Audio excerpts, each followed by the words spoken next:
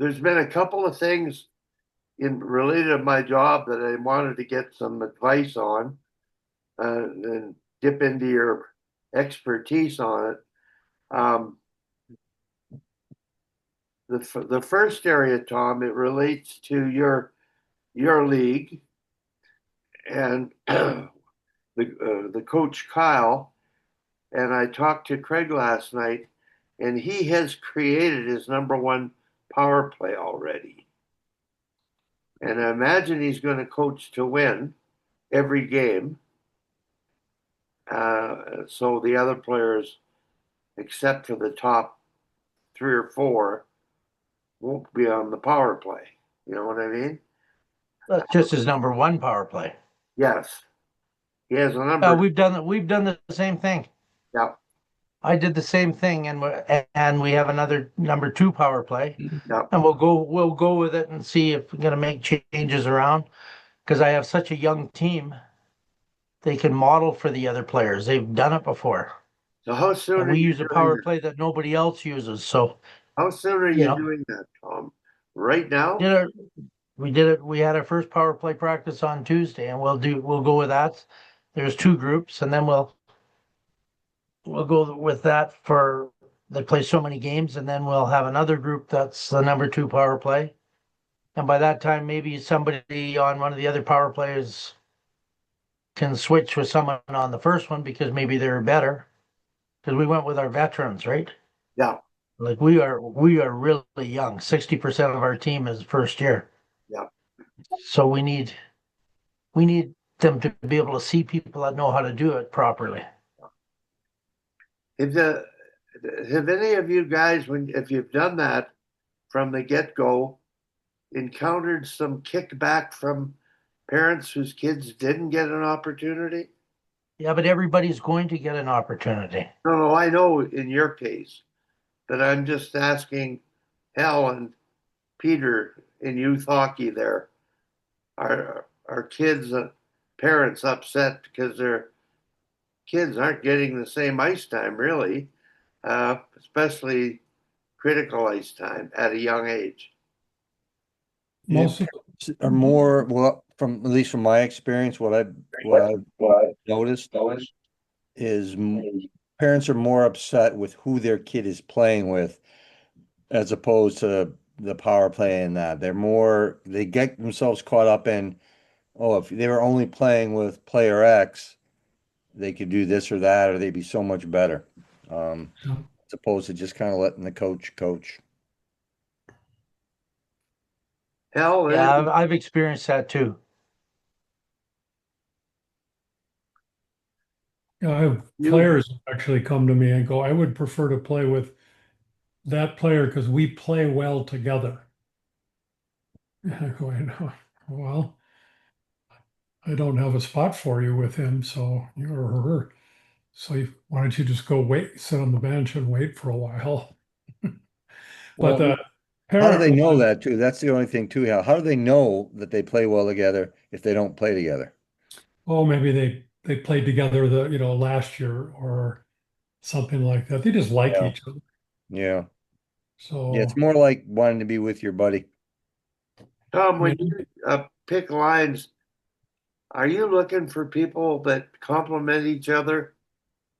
At least two people on one line, or how do you create your lines? Well, I think that's kind of the go-to way is find two that play well together and find another one. But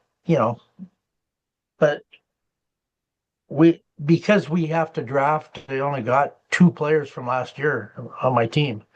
We don't really know these players. It's all been tryout stuff. So we have a Sunday will be the first time that the team will play a game together. So yeah, you're looking for people that complement each other, that's for sure. um, And that's kind of the art of the thing is finding players that'll work well together. I know personally, I there's some players I hate playing with. I hate playing with one on fivers. yeah, You skate down the ice, you're wide open, you got to stop at the blue line. And then when they have no options whatsoever and you're really not in position to do anything, they give you the puck, maybe. And then Or then usually they yell at you when usually they pick up the call. puck after they got checked.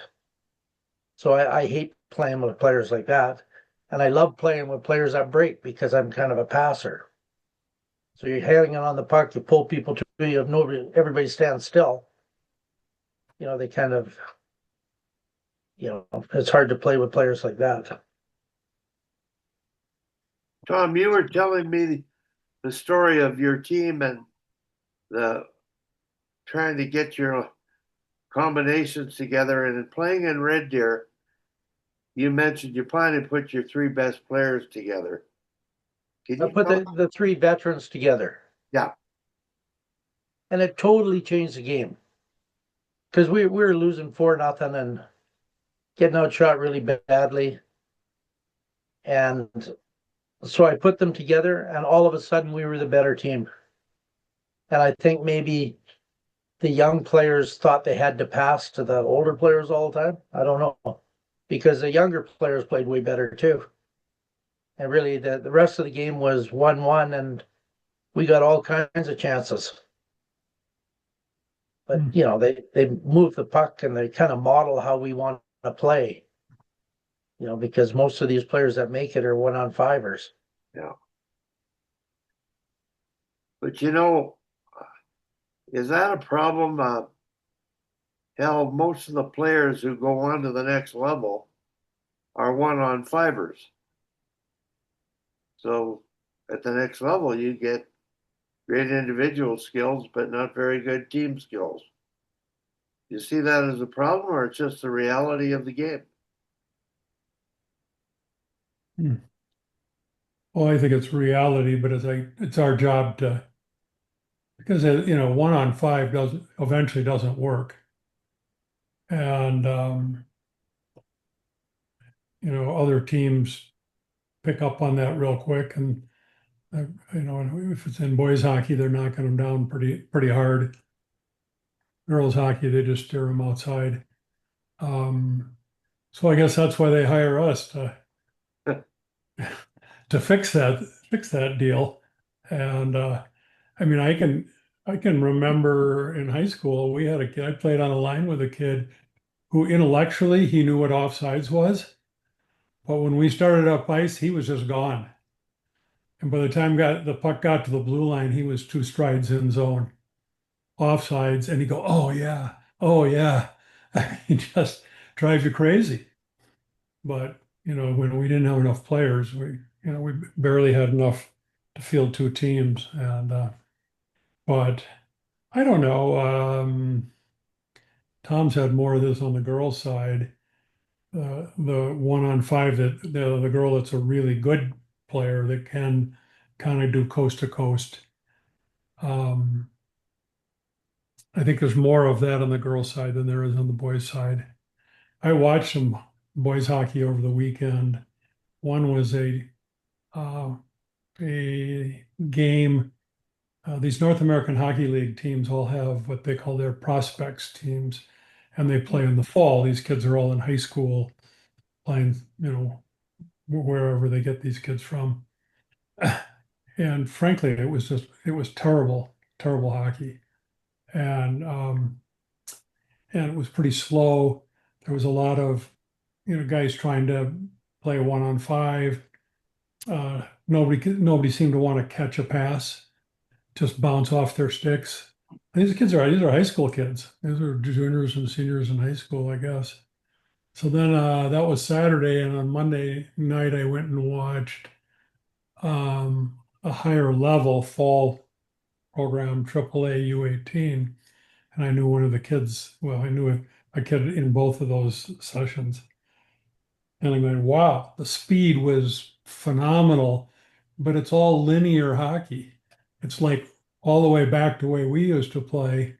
You get the puck and you take off and go. Yes, and the speed. Some of these kids skate really fast, and but the defense would corral them and inside the blue line, and time and space gets pretty compressed, and So then whoever got the puck takes a shot off the glass, and it really wasn't actually very good hockey either. And very little lateral use, very little sort of, no, I didn't see anybody do an escape and look for support coming across the blue line.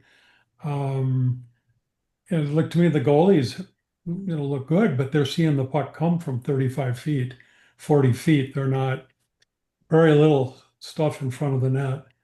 Um, and I'm going, geez, this is the outcome of highly trained, skilled players, but not highly developed hockey players, if that makes sense to you.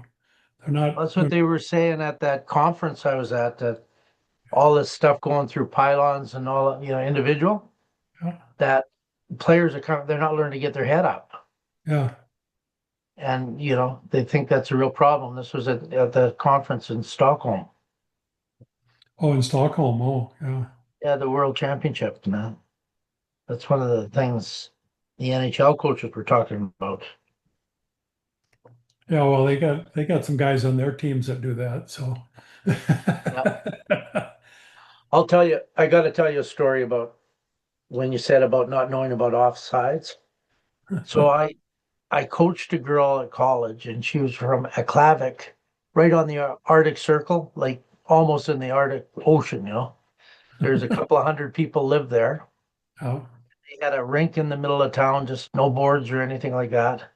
And they just played each other, you know, and she got really good.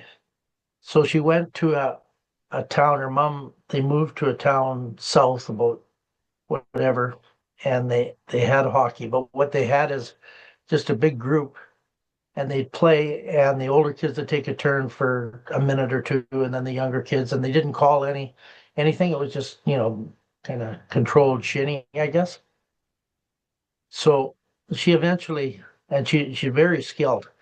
She eventually ended up at Notre Dame in Wilcox, Saskatchewan, and that's where she learned what an offside was.